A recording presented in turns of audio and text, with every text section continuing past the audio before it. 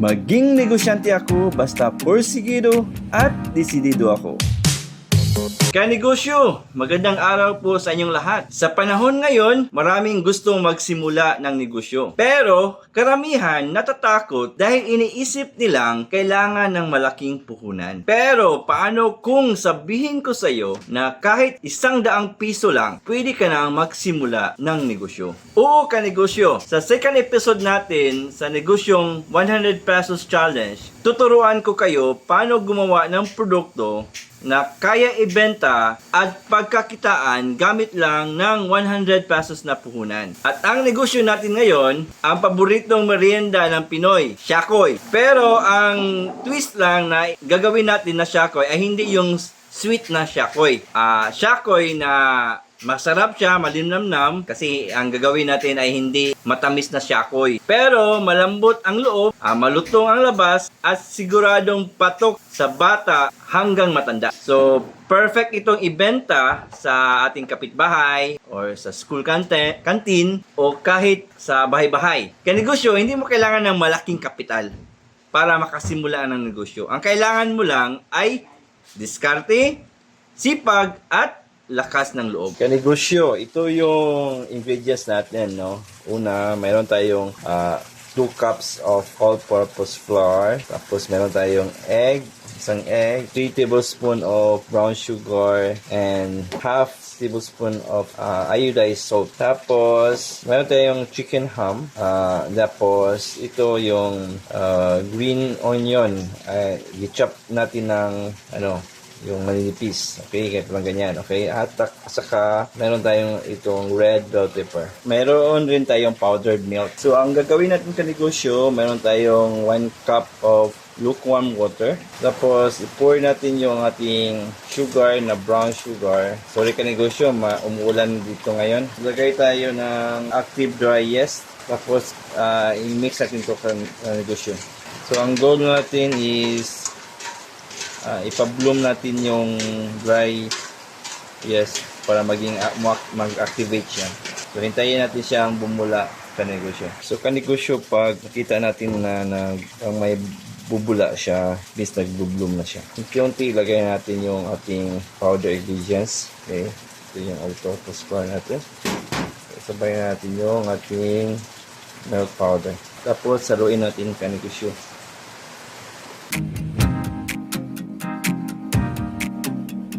Gamitin natin ng kamay.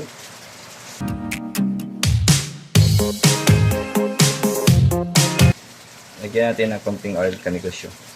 Oil. At masahin natin again.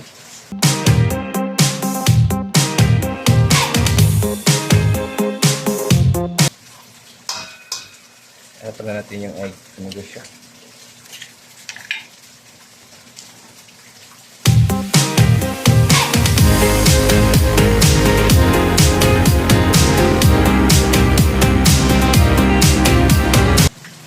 Add tayo ng konting all-purpose flour.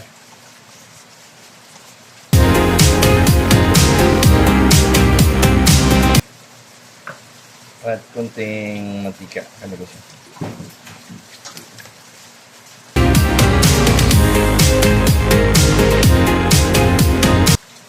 Kaya lalagay natin yung ito lahat.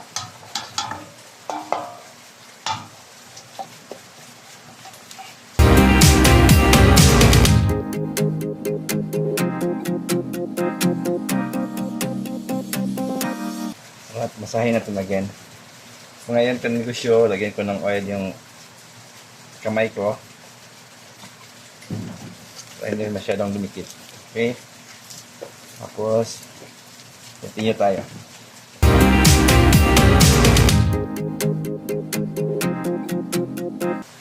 If malapot pa kanegosyo, dagdagan pa natin ng konti. Konti lang na all-purpose flour.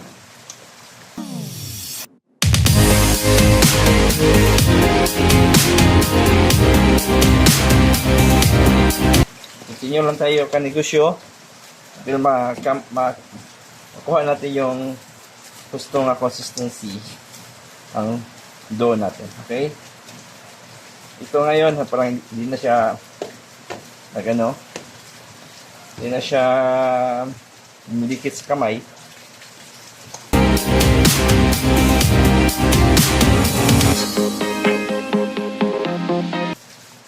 Okay. So, ilagay na natin yung ating yung iodized salt natin.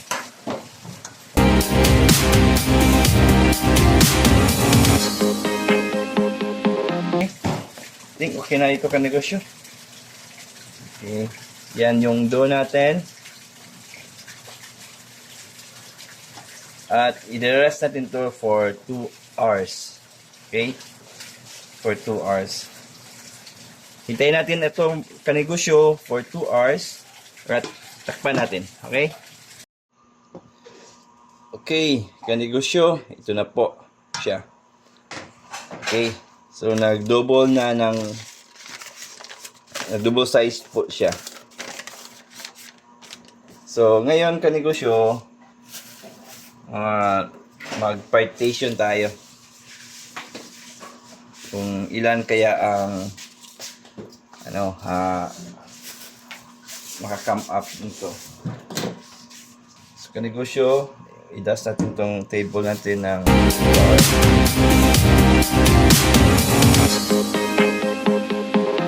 Babastunin po natin siya.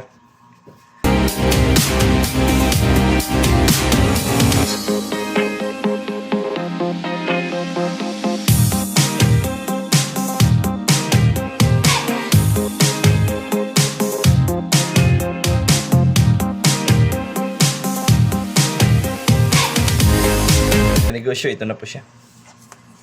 Okay? So, magluluto na po tayo kanegosyo. Magluluto na po tayo. But make sure po na mainit po yung oil natin.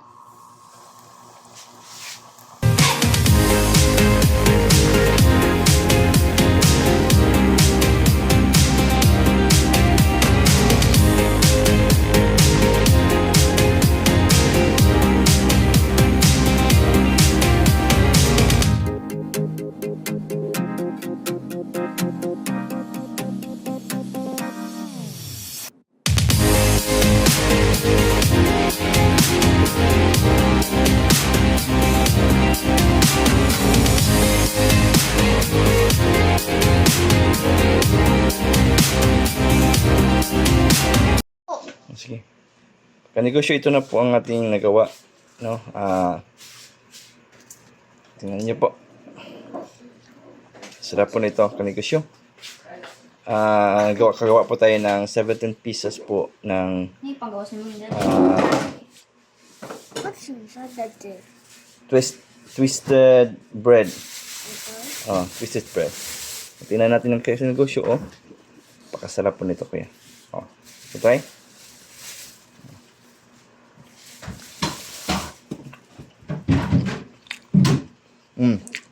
Sarap po.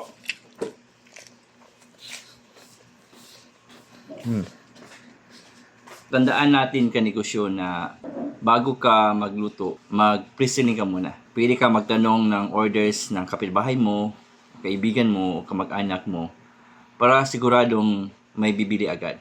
Okay? So, pwede mo gawin yung pre-selling na technique.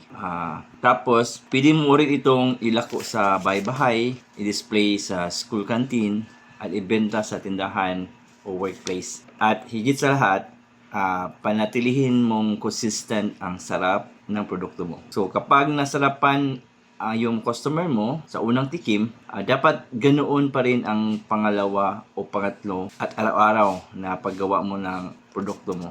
So, kanegosyo, sana may natutunan kayo sa vlog na ito at sana ma-inspire kayo magsimula kahit sa maliit lang na puhunan. So, ito, malaki naman ito.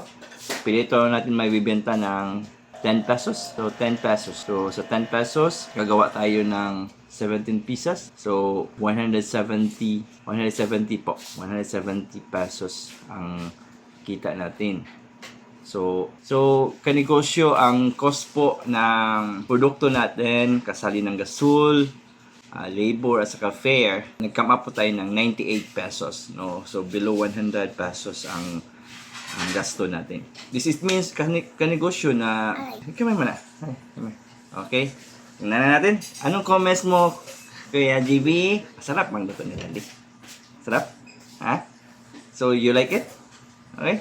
So, ano mong masabi mo sa viewers? Anong masabi mo? Okay. So, anong pangalan niyan? Shakoy. Shakoy na hindi matamis.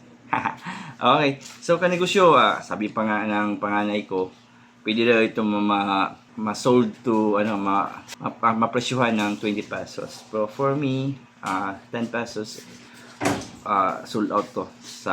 Patok to sa mga kapitbahay mo, sa mga friends mo. Try nyo to. Try nyo yung recipe na ito. Sure ko magugustuhan nyo.